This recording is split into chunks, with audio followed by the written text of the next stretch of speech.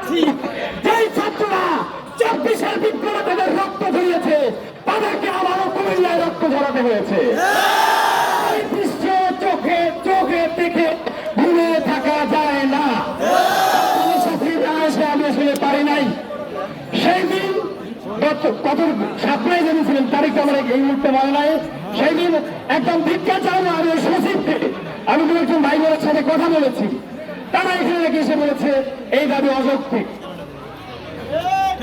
বাংলাদেশের টেকনিক্যাল সেক্টরে এক ভাই এই মুহূর্তে পড়ে গেছে, যদি তারা চায় তাহলে সারা বাংলাদেশ আজকে অন্ধকার থাকবে। থেকে চায় বাংলাদেশের কোন অবকাঠামো খাতের উন্নয়ন হবে না। যদি তারা চায় বাংলাদেশের টেকনিক্যাল কোন সেক্টর উন্নত হবে না।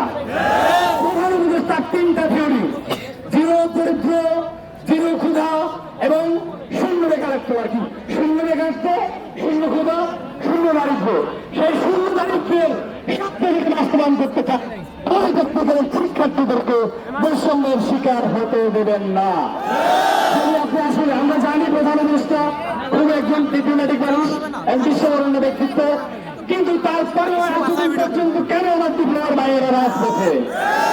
এই প্রশ্ন আমি সরকার এবং প্রধানমন্ত্রীকে করতে চাই। ভাইরা আমার, বৈষম্য বিরোধী ছাত্র আন্দোলনের সাথে আপনারা ছিলেন, আমরা আসলে স্পেসিফিক কেউ না, আমরা সবাই বৈষম্যের বিরুদ্ধে। এইখানে যে পলিটেকনিকের ভাইয়েরা আছে তারা আমাদের ভাই এবং আমাদের একটা অংশ।